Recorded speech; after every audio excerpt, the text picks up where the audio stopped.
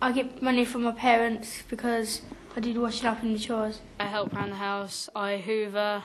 Yeah, at the moment I'm working in my uncle's shop, which is a corner shop basically. And I waitress every Sunday, 11 till 5.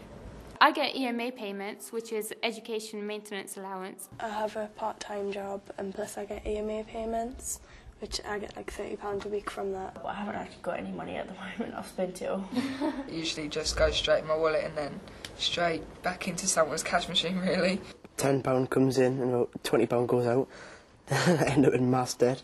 Well, as soon as I get my pay slip, I'm like determined to obviously buy stuff and go out to like spend it all. Most money I get goes on tickets for gigs and things. So I smoke, so that's where my money goes. For my phone, I spend about £10 a week. You've got to pay for your food, come to school, you've got all your equipment and stuff and the books. I save it, but I do spend quite a lot of it on just, you know, bus fares. The money I save goes to my nan and she looks after it in the jar, and then when I want it again, I just go and ask for it. I used to save all the time, but now it's just like I go out more with my friends and stuff, so most of it goes on that, so I never really have any money to save. Yeah, I have got my own accounts. I'm not sure how much is actually in there. It seems much simpler just not to have cards, and the only card I have is a bank card where I put it in the hole in the wall and that's it, really. I got a debit card, so it's easy for me. It's just chip and pin. I can get money out any time.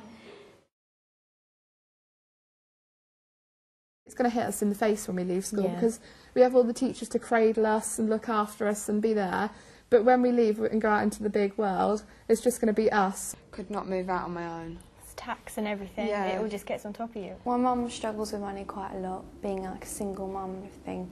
And yeah, sometimes she struggles with money. My dad got made redundant and he's on a low pay, and he had to borrow money from using credit cards. He ran up such a bill that he got scared off using a credit card ever again. Because the credit card's there, you don't really think about what's behind it, like that you'll have to pay the money back. Just the fact that you've got a card, oh, I can spend the money on the card. I don't think a lot of people think before they spend it. We've seen in the news how people who aren't able to pay their debts have committed suicide, or, you know. Bailiffs come over and take your stuff, and the idea you could go to jail for bankruptcy and everything. Some family members have got into trouble with money, and it sort of hits you. You see how stressed they get and things, and you think, oh God, I don't want to have that. The amount of taxes that are around, like your council, your house, your mortgage, everything, your car insurance, your road tax, your gas bills, your electric bills, yeah, and it's all going up, and that does worry me. Yeah. I worry about how to get to uni. Sometimes just sit my mom down and talk to her and tell her that I don't have any savings, and it's just really sad. And my mates at school, when they talk, they say they have savings accounts. I feel ashamed of myself. Because you hear all the time about students being in debt and stuff like that, and I mean that's just next year for us. So I mean, you sort of like to block it out your mind and just have a live for the moment thing. But obviously, I mean, that's not sustainable. My mum's got like 5 kids, so I think, well, she won't be able to afford for us all to go, so I'll like have to contribute in some way or something. Well, my cousin's just come out of university and she's in debt by about 15 grand, and it makes you think then, ouch. At university, I plan to leave Norfolk, so I'd be, find a flat to share with people. Books, educational books as well. You've got to have your own computer, well equipped.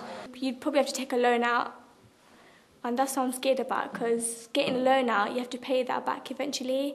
You don't want to end up having to be like in debt or something by the time you're not, like, you haven't even got a job and everything yet.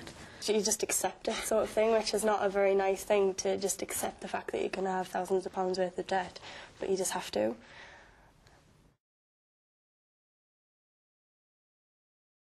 If you go out there not knowing what finances is, you could get yourself into debt really easily. When children get mobile phones, they don't know what to do. They get money on their phone and then they try and download things on their phone, and they just lose money. They make you feel as if you're not good enough, if you haven't got their products and stuff like that, and that is definitely something that influences people. And because the market knows that the teenagers are all going to want it to look like in trend, they feel they have to buy it. You see little leaflets in banks and it just says you can borrow money and pay it back a certain year, but it doesn't give you like the other extra information. You're walking on the high street and someone is offering you a credit card. You have to know about it properly and know about the terms and conditions before you sign the contract. We need advice on some things because you can't just work everything out for yourself. We definitely need to be educated now to help with our later life. I think it's the best time to learn because our next step is in the world of working.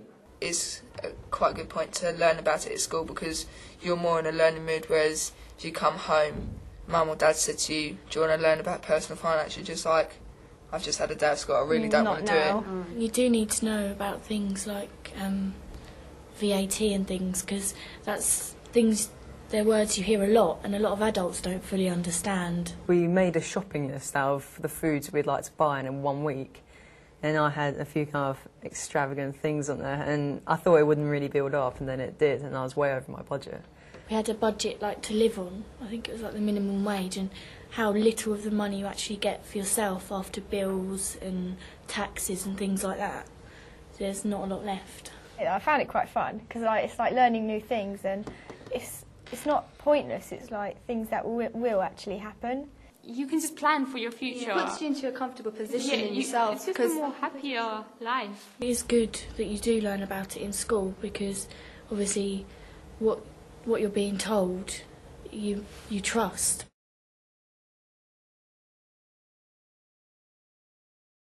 Kind of, I do worry about money.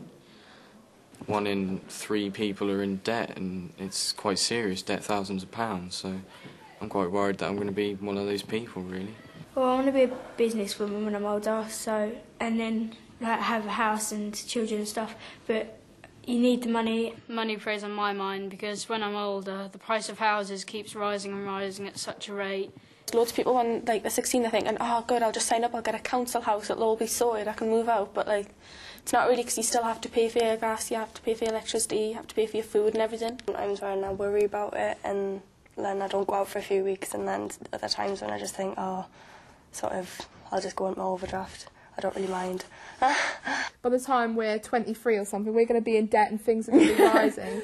And we'll be taxpayers, but we don't know much about it. I think I'll probably be more confident about the future if I was a lot better at managing money now.